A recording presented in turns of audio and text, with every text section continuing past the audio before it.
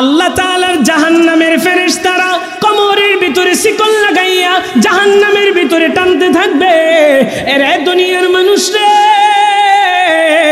ওই জাহান্নামী চোখের পানিগুলো জড়াইয়া জড়াইয়া রব্বে কাবাকে ডাইকে ডাইকে বলবে, গো রব, আমি আপনার জাহান্নামের আসামি হইতে চাই না, জাহান্নামে আমি যাইতে চাই না, জাহান্নামের আযাব সহ্য করার ক্ষমতা গো আল্লাহ আমার নাই। ও গো রব্বে কাবা, আপনি আমারে একটা বার সুযোগ দেন, একটা বার সুযোগ দেন, আমি আবার দুনিয়াতে যাইতে চাই। দুনিয়াতে যাইয়া এবার আমি একটু নেক আমল কইরা আসবো, আর গুনাহ করব না, আর চুরি করব না, ডাকাতি করব না, আর জিনা করব না, ব্যভিচার করব না। ও গো রব্বে কাবা, আমি এখন থেকেই নামাজ পড়ব, কোরআন তিলাওয়াত করব, সময় মতো যাকাত দিব। ও গো রব্বে কাবা, এক কথায় আমি আর গুনাহ করব না, নেক আমল করে আসব। আমাকে একটা বার সুযোগ দেন, আমি দুনিয়াতে আরেকবার যাইতে চাই। ও বুরগাঁওয়ের মুসলমান, আপনাদেরকে একটু জিজ্ঞাসা করে নেই, জবাবটা একটু উচ্চ আওয়াজে জানায় দেন।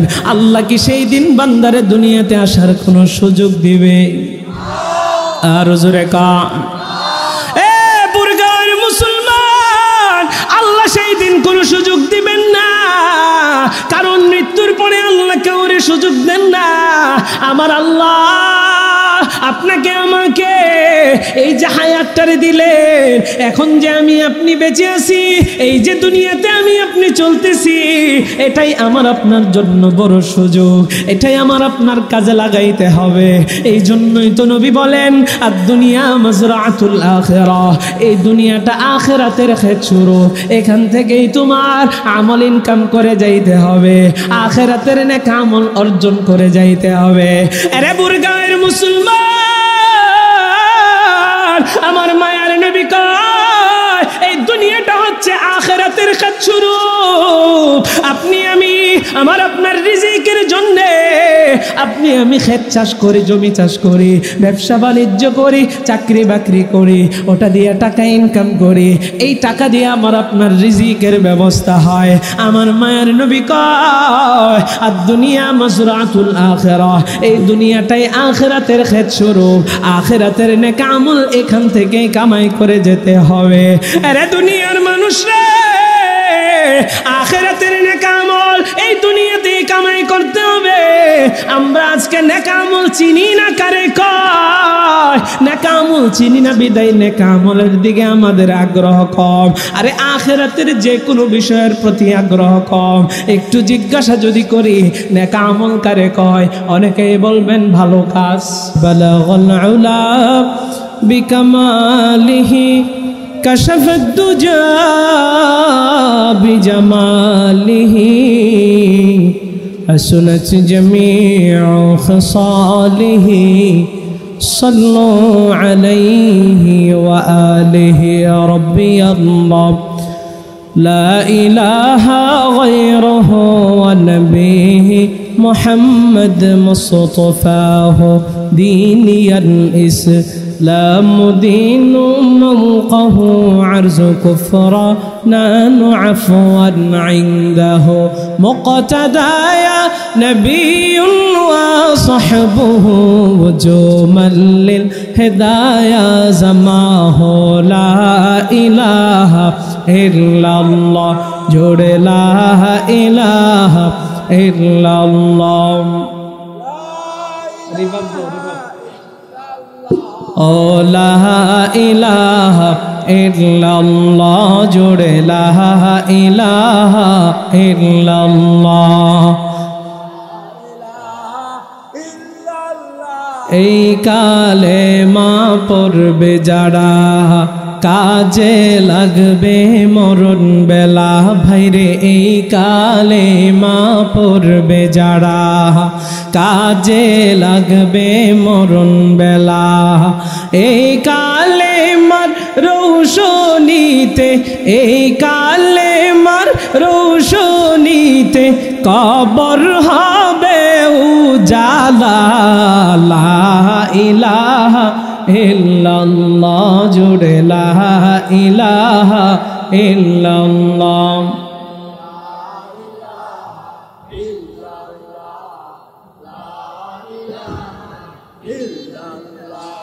লা ইলাহা ইল্লাল্লাহু মুহাম্মাদুর রাসূলুল্লাহ। সকলেই পড়ি সাল্লাল্লাহু আলাইহি ওয়া আলিহি ওয়াসাল্লাম। আলহামদুলিল্লাহ, জামিয়া মুহাম্মাদিয়া দারুস সালাম বরগাঁও তারাইল কিশোরগঞ্জের উদ্যোগে আয়োজিত আজকের 15তম বার্ষিক ইসলামী সম্মেলনের মুহতারাম সম্মানিত সভাপতি উস্তাজুল আসাতিজা শাইখুল হাদিস আল্লামা মুফতি মুসলিহুদ্দিন কাসেমি হাফিজাহুল্লাহ, প্রতিষ্ঠাতা অত্র মাদ্রাসা, আজকের মাহফিলে উপস্থিত সম্মানিত সহসভাপতি মাওলানা সাইদুর রহমান দামাত।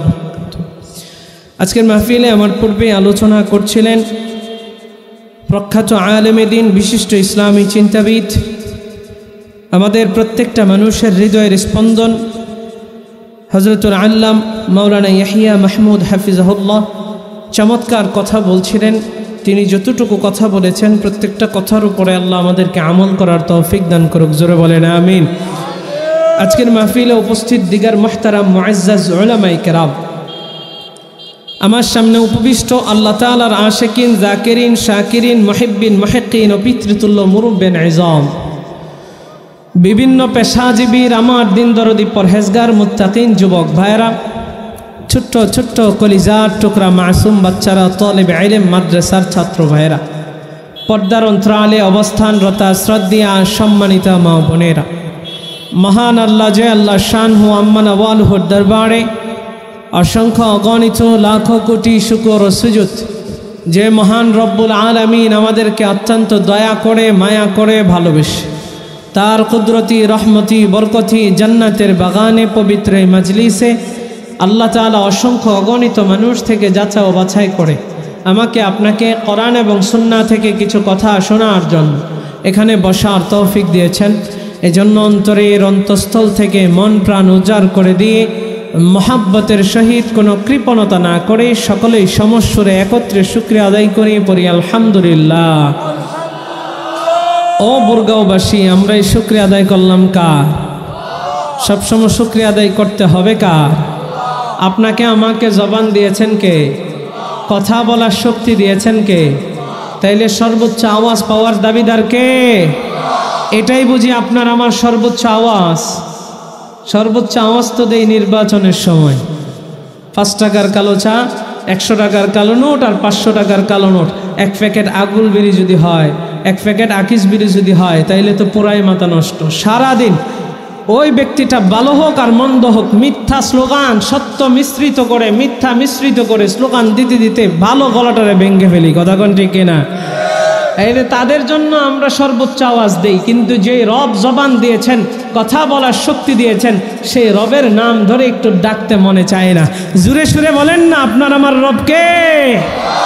আপনাকে আমাকে সৃষ্টি করেছেন কে? সেই রবের জন্য আবারও শুকরিয়া আদায় করছি, আলহামদুলিল্লাহ। আমরা এখানে বসলাম, আমাদের অন্তরে আল্লাহ রাসূলের মহাব্বত আছে না নেই? কম না বেশি? লিল্লাহি তাকবীর, লিল্লাহি তাকবীর। আমাদের ভালোবাসাটা একমাত্র একজনের জন্য হবে, তিনি কে? আপনার আমার রব কে? ওই পাহাড়কে যদি প্রশ্ন করো সৃজন করেছে কে তোমাকে, ভাষাহীন এক জবাব পাবে, আমার প্রভু সে যে আল্লাহ মহান। ওই নদীকে যদি প্রশ্ন করো সৃজন করেছে কে তোমাকে, ঢেউয়ে ঢেউয়ে তার জবাব পাবে, আমার প্রভু সে যে আল্লাহ মহান। ওই পাহাড় বলো, নদী সাগর বলো, সবই যে প্রভুর দয়ায় ফুরান। ওই পাহাড় বলো, নদী সাগর বলো, সবই যে প্রভুর দয়ায় ফুরান। সে যে আল্লাহ মহান, আল্লাহ আল্লাহ মহান, আল্লাহ সবাই। সে যে আল্লাহ মহান, আল্লাহ আল্লাহ মহান, আল্লাহ পাহাড়কে যদি প্রশ্ন করো, জোরে বলেন না আল্লাহু আকবার। খুঁটিবিহীন ওই নীল আকাশে দেখি কত রূপ খেলা, দিনের বেলায় সূর্যের আলো, রাতে তারাদের মেলা। খুঁটিবিহীন ওই নীল আকাশে দেখি কত রূপ খেলা, দিনের বেলায় সূর্যের আলো, রাতে তারাদের মেলা। ওই চন্দ্র বলো তারা সূর্য বলো, সবই যে প্রভুর দয়ায় ফুরান। ওই পাহাড় বলো নদী সাগর বলো, সবই যে প্রভুর দয়ায় ফুরান। সে যে আল্লাহ মহান আল্লাহ, আল্লাহ মহান আল্লাহ, সে যে আল্লাহ মহান আল্লাহ, আল্লাহ মহান আল্লাহ। পাহাড়কে যদি প্রশ্ন করো, সৃজন করেছে কে তোমাকে, ভাষাহীন এক জবাব পাবে। আমার প্রভু সে যে আল্লাহ মহান।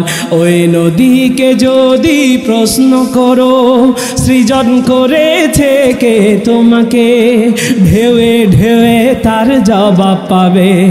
আমার প্রভু সে যে আল্লাহ মহান।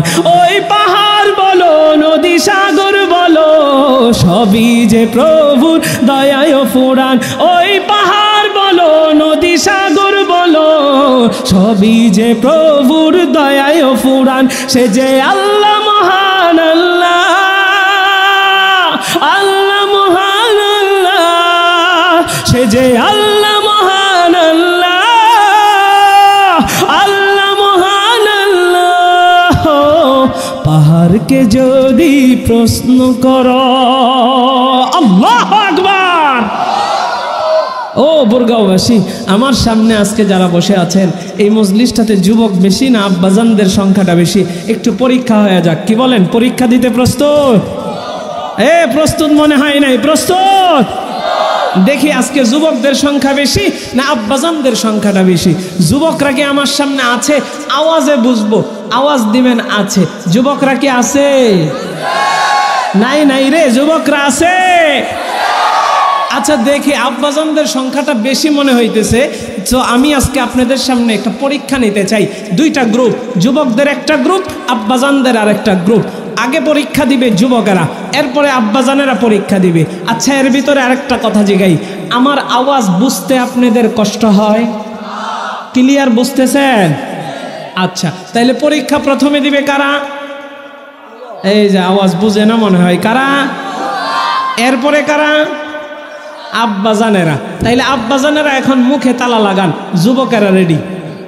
বাজানরা তাদের সাথে কিন্তু তাল মিলায়েন না, তাইলে পরের বার আপনারা হারবেন। আমি চাই আপনারা জিতেন, হাজার হইলেও আপনারা আমাদের বাপ চাচা। যুবকেরা লিল্লাহি তাকবীর। আমার লজ্জা লজ্জা লাগতেছে, আরেকবার চান্স দিই। হাজার হইলেও তো আমারে কি বুড়া বুড়া লাগে না যুবক যুবক লাগে? এ কথা কয় না, আমারে কি বুড়া বুড়া লাগে? হুজুর ঘুমটা দিয়ে রাখছেন তো বোঝা যাইতেছে না, ঘুমটা খুললা দেখায় দিলাম। আচ্ছা তাইলে যুবকদেরকে আরেকটা চান্স দিচ্ছি। যুবকেরা লিল্লাহি তাকবীর। আচ্ছা এলো যুবকদের আওয়াজ বুরগাঁওয়ের। এবার আসেন আব্বাজানেরা, আপনাদের কিন্তু একটা দুর্নাম আছে। যুবকেরা কয় আর কি, মানুষ বুড়া হয়ে গেলে শক্তি সামর্থ্য কমে যায়, আপনার ঘরে ধাক্কা দিয়ে ফালাইয়া দিবার চায়। আজকে দেখায়া দেন যে তোদের চাইতে আমাকে শক্তি এখনো বেশি বেশি, আমাকে লগে ইত্রামি করিস না। আজকে একটু দেখায়া দেন। অনেকে পান টান খায় তো গলারে জেম বানায় ফেলাইছেন, কাশি কুশি দিয়ে একটু ক্লিয়ার করেন।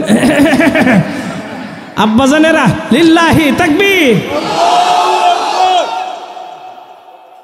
আচ্ছা যুবক গো, দুইটা চান্স দিছি, আব্বাজানদেরকে একটা দিলে এটা খারাপ দেখা যায়, আরেকটা চান্স। লিল্লাহি তাকবীর। আচ্ছা যাক, কারা পাশ করছে ফেল করছে এটা বলতে চাই না, সবাই একসাথে উচ্চ সুরে উচ্চ আওয়াজে আমরা আল্লাহকে একটু স্লোগানে স্লোগানে খুশি করে দেব। লিল্লাহি তাকবীর। এই আল্লাহু আকবারের ধ্বনি দিলে কি ভয় লাগে? আরে আরো আস্তে কোন, ভয় লাগে? এক ধরনের ব্যক্তিদের অন্তরের ভিতরে ভয় লাগে, যারা হচ্ছে মুনাফিক, যাদের অন্তরের ভিতরে রয়েছে নেফাকি। এই সমস্ত মুনাফিকদের অন্তরে এই তাকবীরের স্লোগান কম্পন সৃষ্টি করে দেয়, ঠিক কিনা কয়? মুসলমান, আমরা দেখেছি মুসলমানদের কামান লাগে না, মুসলমানদের তরবারি লাগে না, মুসলমানদের কোনো অস্ত্র শস্ত্র লাগে না। মুসলমান তাকবীরের স্লোগান যদি দিতে পারে তাহলে বিধর্মীদের অন্তরের ভিতরে কম্পন সৃষ্টি করে দেয়। যেটা আমরা দেখেছি আমাদের পার্শ্ববর্তী রাষ্ট্র ভারতের ভিতরে, আমার একজন মুসলিম বোন, কোনো পুরুষ নয়, একজন নারী যার নাম হচ্ছে মুস্কান, তাকবীরের স্লোগান দিয়েছে। শুধুমাত্র হিন্দুস্তানের কাফেরদের অন্তরে নয়, গোটা বিশ্বের প্রতিটা বিধর্মীর অন্তরের ভিতরে কম্পন সৃষ্টি করে দিয়েছে। এই তাকবীরের স্লোগান হচ্ছে আমাদের হাতিয়ার। এই হাতিয়ারকে বন্ধ করা যাবে না। আমাদের বাংলাদেশেও এক ধরনের নাস্তিক মুরতাদ বেঈমান আছে যারা তাকবীরের স্লোগানকে সহ্য করতে পারে না, ঠিক কিনা কয়? এই দেশটা ইসলামপন্থীদের দেশ, এই দেশটা কোরআন হাদিসের বাংলাদেশ। এই দেশের ভিতরে ইসলাম আছে, ইসলাম থাকবে, ইসলামকে কেউ মুছে দিতে পারবে না, ঠিক কিনা কয়? এই দেশের ভিতরে কোরআনের রাজনীতি চলবে কি চলবে না? আর আসতে বলেন, চলবে কি চলবে না? আরেকটা কথা, কোরআনের রাজনীতি আছে না নেই? আরো জোরে কন।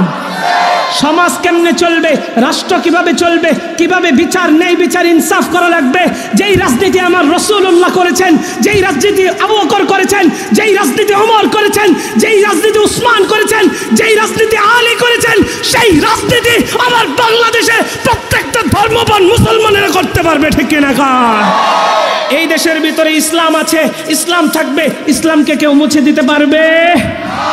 আরো আস্তে কোন দিতে পারবে? ইসলাম আছে আর ইসলাম থাকবে, ইসলামী রাজনীতি চলছেই চলবে। ইসলাম আছে আর ইসলাম থাকবে, ইসলামী রাজনীতি চলছেই চলবে। ইসলাম আছে আর ইসলাম থাকবে, ইসলামী রাজনীতি চলছেই চলবে।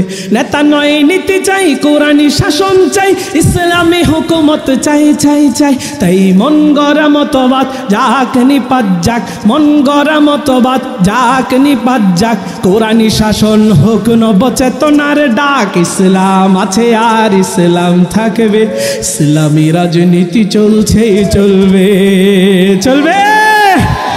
আর আস্তে কোন চলবে? নেতার নামে কত ভণ্ড নেতা এসে করে গেল শুধু চুরি ডাকাতি, জনদরদির নামে জনদরদি এসে করে গেল শুধু দুর্নীতি। ওরা যে আসলে চলে বলে কুশলে, ওরা যে আসলে চলে বলে কুশলে, লুটে পুটে খেতে চাই আর কিছু না। ইসলাম আছে আর ইসলাম থাকবে, ইসলামী রাজনীতি চলছে চলবে। ইসলাম আছে আর ইসলাম থাকবে, ইসলামী রাজনীতি চলছে চলবে চলবে। এই দেশে চলবে না কোন নাস্তিক মুরতাদের যুক্তি, তাদেরকে হটাতে দরকার আল্লামা মামুনুল হকের মতো ব্যক্তি।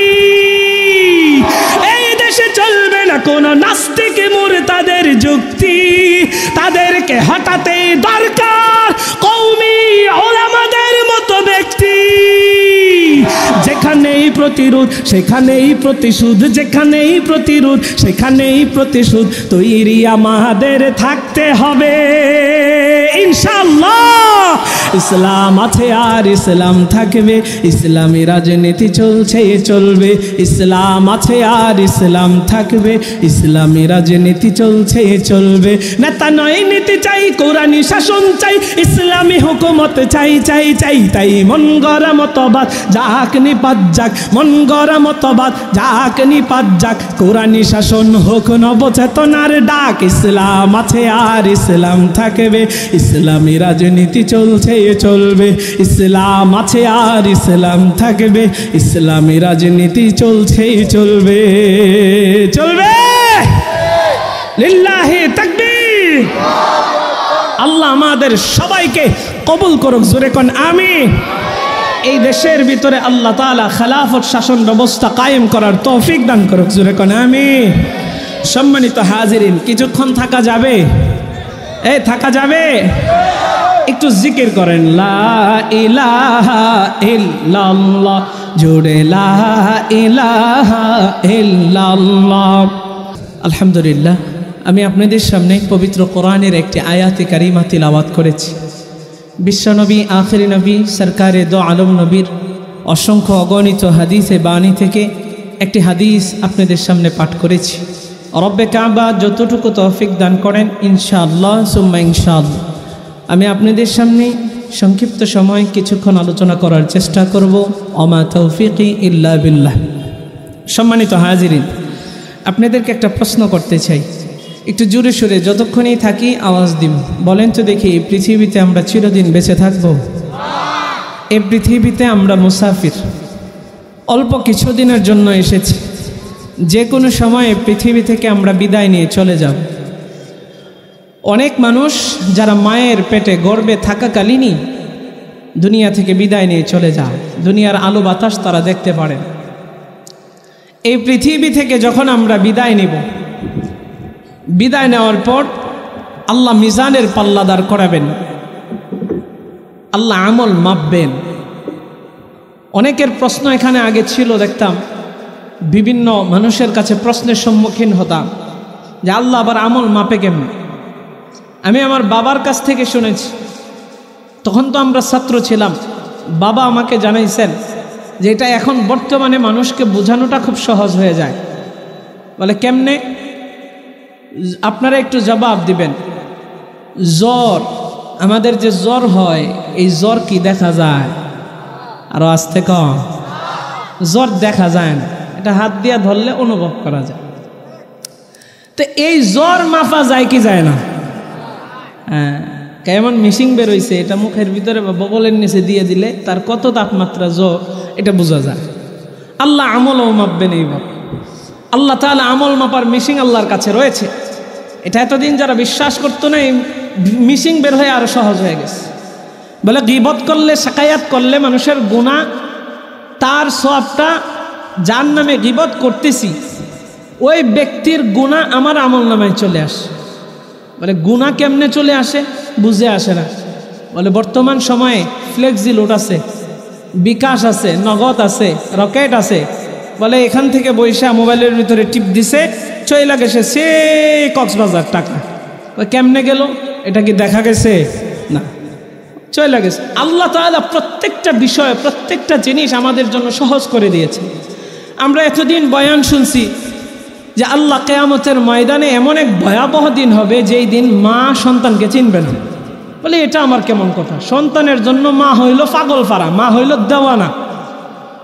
সন্তান বাইসা থাকুক, মা মইরা যাক, এটা আল্লাহর কাছে কামনা করে, দোয়া করে যে আল্লাহ আমারে নিয়ে যাও, কিন্তু আমার সন্তানরা বাঁচায় রাখো।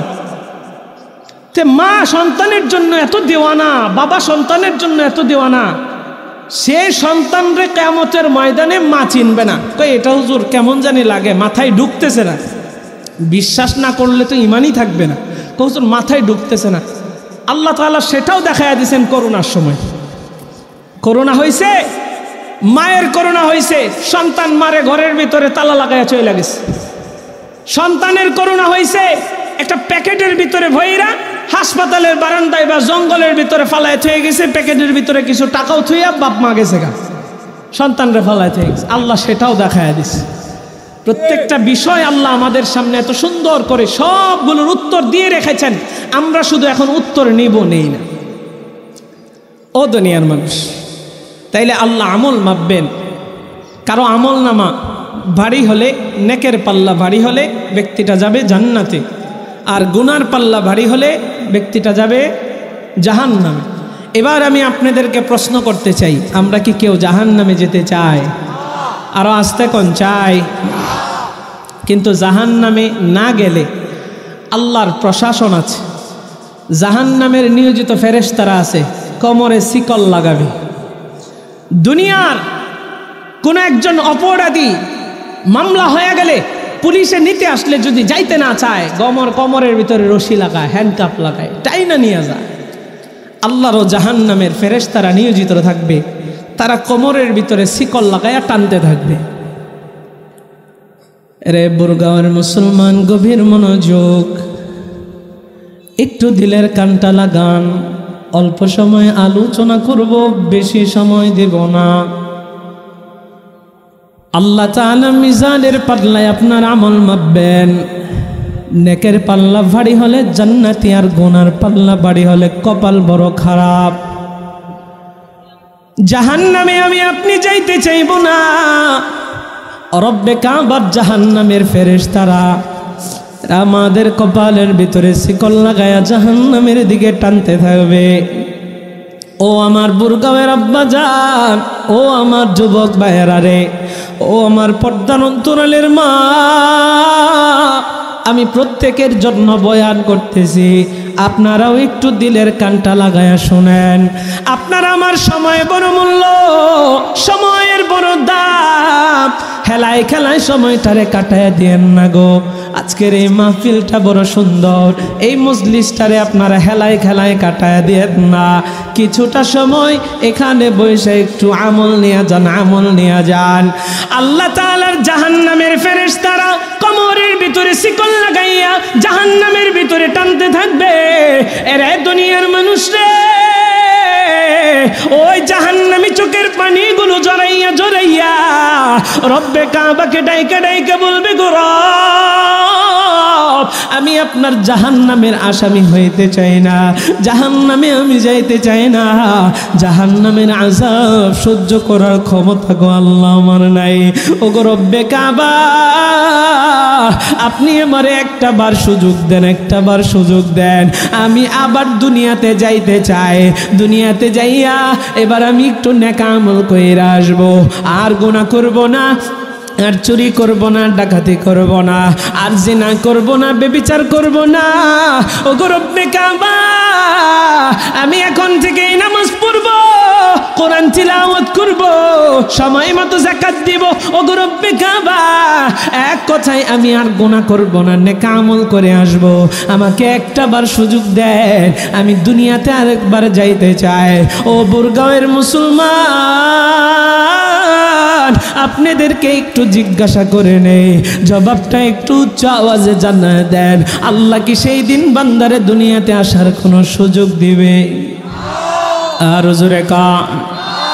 এ বুরগাঁওয়ের মুসলমান, আল্লাহ সেই দিন কোনো সুযোগ দিবেন না, কারণ মৃত্যুর পরে আল্লাহ কাউরে সুযোগ দেন না।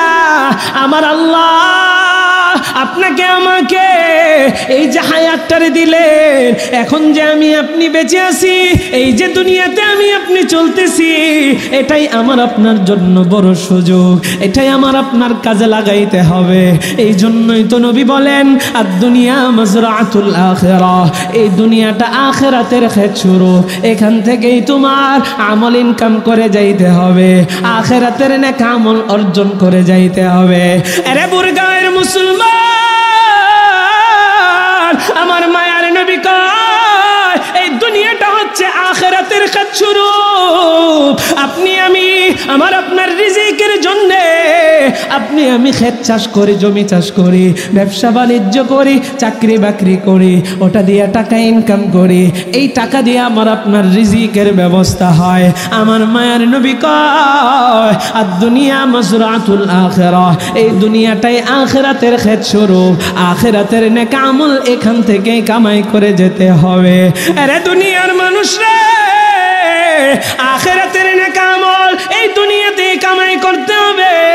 আমরা আজকে নেক আমল চিনি না, কারে কয় নেক আমল চিনি না বিদায় নেক আমলের দিকে আমাদের আগ্রহ কম। আরে আখিরাতের যে কোনো বিষয়ের প্রতি আগ্রহ কম। একটু জিজ্ঞাসা যদি করি নেক আমল কারে কয়, অনেকেই বলবেন ভালো কাজ, ভালো কাজের নেক আমল কয়। আপনাদেরকে একটু নেক আমল কারে কই বুঝায় দেই। আপনাদেরকে একটু জিজ্ঞাসা করতে চাই, আমাদের বাংলাদেশের যে মুদ্রা আছে, এই মুদ্রার নাম কি? আর জোরে চিনেন না? জোরে কন, সবার বলতে হবে, আরো জোরে কন।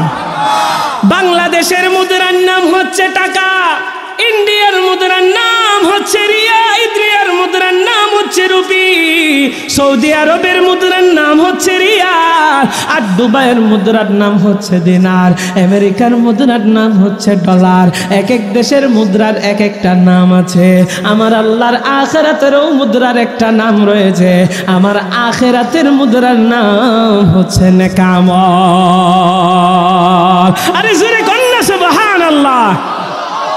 এ দুনিয়ার মানুষরা একটু দিলের কানটা লাগান, কি বুঝাইতে চাই বুঝেন।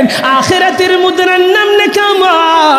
দুনিয়াতে যেরকম টাকা ছাড়া চলে না, আখিরাতের নেকা আমল ছাড়া চলবে না। ও দুনিয়ার মানুষ আরেকটা বিষয় বোঝায়, বাংলাদেশের টাকা সৌদি আরবে চলে।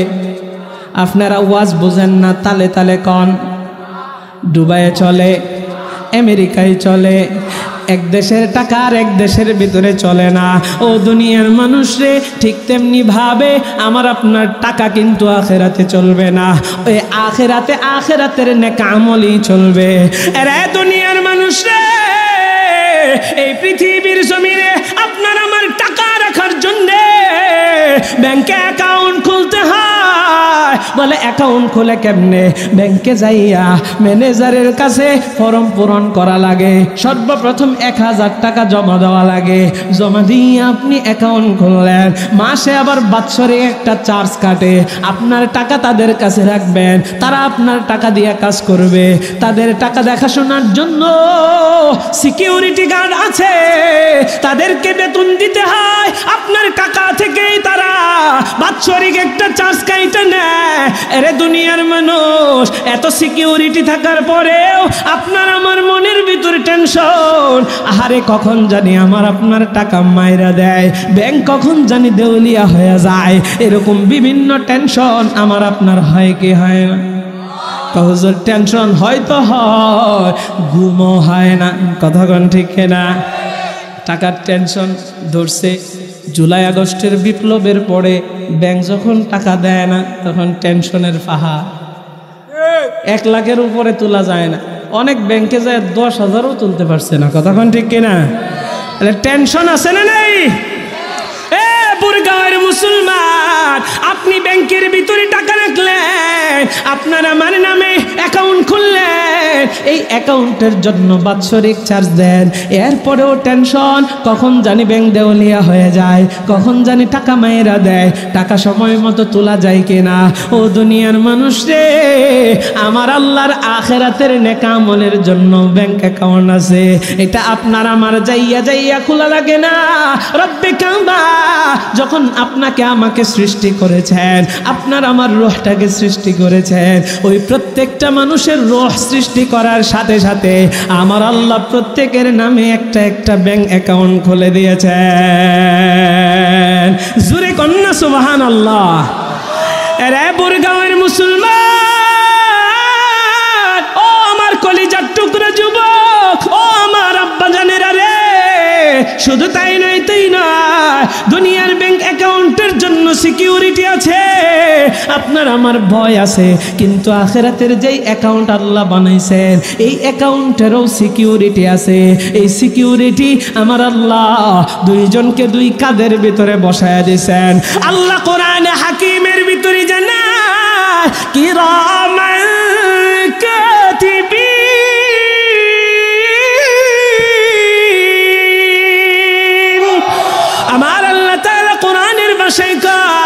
কিরামান কাতিবিন, সম্মানিত লেখক দয়। অনেকেই মনে করেন এক ফেরেশতার নাম কিরামান, আরেক ফেরেশতার নাম কাতিবিন। না না না, কিরামান সম্মানিত, আর কাতিবিন মানে লেখক দয়। দুইজন সম্মানিত ফেরেশতা আল্লাহ কাঁধে বসায় রাখছেন। ডান কাঁধের ফেরেশতা নেক আমল লেখে, আর বাম কাঁধের ফেরেশতা গুনাহ লেখে। ও দুনিয়ার মানুষ রে, এই অ্যাকাউন্ট থেকে নেক আমল কখনো চুরি চুরি হবে না। চুরি হবে তো দূরের কথা, বান্দা যদি নেক আমল করার নিয়ত করে নেক আমলটা না করে, ডান কাদের ফেরেশতা বাম কাদের ফেরেশতাকে আমির বানায়া জিগায়, উনি তো নিয়ত করছে এখনো নেক আমলটা করে নাই, লিখবো নাকি? বাম কাদের ফেরেশতা বলে উনি যেহেতু এখনো আমলটা করে নাই, ও ফেরেশতা নিয়ত করছে ভালো কাজে, যাও যাও যাও নেক আমল এখনই তুমি লেখা দাও। জোরে কন্যা সুবহানাল্লাহ। তাইলে আমার আপনার এই অ্যাকাউন্ট নিয়ে কোনো ভয়, কিন্তু দুনিয়ার মোহে পয়রা আমি আপনি এমন গাফেল হয়েছি, এমন গাফেল হয়েছি, আমার আপনার যে মরণ হবে এটাই আমরা অনেকে বিশ্বাস করতে চাই না, বা বিশ্বাস থাকলে চিন্তা করি না মরণ হবে। প্রত্যেকেই বাঁচতে চায়, কেউ মরতে চায় না। আপনারা কেউ এখানে আছেন মরতে চান? হ্যাঁ, মরতে চান? যে কয় মরতে চায় অবশ্যই এর বউর লগে তার ভালো সম্পর্ক নাই, সংসারের ভিতরে কিলাকিলি আছে, ঘরের ভিতরে শান্তি নাই, এটার লেগে মরতে চায়। এ কথা কয় না কে? আবার দেখবেন যে বিয়ে শাদী করে নাই, সংসার নাই, এগুলাকে লেগে মরতে চায়, হয় প্রেমে চাকা খাইছে, ঠিক কিনা কন? হুজুর এটা কি কইলেন? উদাহরণ দিয়া বুঝায় দেন, উদাহরণ দিয়া বুঝায় যে যারা মরতে চায় বলে তারা তো আত্মহত্যা অনেকে করে ফেলে, অনেকে করতে চায়, বিভিন্ন ধরনের নানান টেনশনে মরতে চায়। আসলে অরিজিনালি কেউ কিন্তু মরতে চায় না। এক লোকের ক্যান্সার হয়েছে, এই আপনারা কি আছেন? আছেন আপনারা? কিছুক্ষণ চালানো যাবে? আচ্ছা, এক লোকের ক্যান্সার হয়েছে, লোকটা ডাক্তারের কাছে মরে যাবে, আর কতদিন বাঁচবেন? এই 1 মাস 2 মাস বাঁচবেন। এখন একটু জবাব দিবেন, জবাবটা একটু জোরে সুরে দিয়েন, মন মতো দিয়েন, যাতে জিগাই আবার দ্বিতীয়বার আর জিজ্ঞাসা করা না লাগে। লোকটা বাড়িতে আইসা নাকে তেল দিয়া ঘুমাবে? আরো জোরে কন। কি করবে? বাঁচার চেষ্টা করবে, মানে চিকিৎসা করবে। চিকিৎসা না কইরা বাড়িতে তেল দিয়া ঘুমাবে না। চিকিৎসা করার জন্য ডাক্তারে বলছে আপনি বাঁচতে পারেন, আপনার যাইতে হবে ইন্ডিয়া। হ্যাঁ, ইন্ডিয়ার ভিসা করছে, যাইতে হবে আপনার, অন্য দেশে যায় চিকিৎসা করতে হবে। সেটাই টাকা নাই, আছে জমি জমা, তা বিক্রি কর। জমি নাই, বাড়িরা আছে, তাও বিক্রি কর, এরপরে আমি আমার চিকিৎসা করে বাঁচতে চাই। কথা কোন ঠিক কিনা? বাঁচতে চায়, আপনি মিলায় দেখেন। আর যেটা বাঁচতে চায় না, সত্যি কথা তার সংসারে অশান্তি আছে বা বেজাল একটা আছে, মরতে চায়, বাঁচতে চায় না। তো সম্মানিত হাজিরিন, আমি আমার একজন মুরব্বী দেখেছিলাম, আমার দাদির বয়স হয়েছিল অনেক। ওই গ্রামের ভিতরে আবার সবচাইতে বেশি একজন হায়াত পাইছে, আরেক দাদি, তার 103 বছর বা 4 বছর হয়েছে, এখনো বাইসে আছে। তো আমার দাদি তার কাছে গেছে পানি পরা আনতো। কি পরা আনতো? তার পানি পরা খাইলে আরো হায়াত আমার দাদি পাইতে পারে। আমার দাদির হায়াত মনে করেন 70 বা 75 হয়েছে, তাও বেডি বাঁচতে চায় আরেকজনের তে পানি পরা খায়া হইল। এগুলো হইলো গ্রামের কিছু কুসংস্কার আছে, চিন্তা ভাবনা। তো এটা দিয়ে একটা উদাহরণ, ভালো উদাহরণ হইল। তিনি হায়াত পাইতে চায়, কেউ মরতে চায় না। আরে এমন কি আমার আপনার আব্বাজান বাবা আদম, তিনিও তো মরতে চান নাই। জোরে কন্যা সুবহানাল্লাহ। কমুনি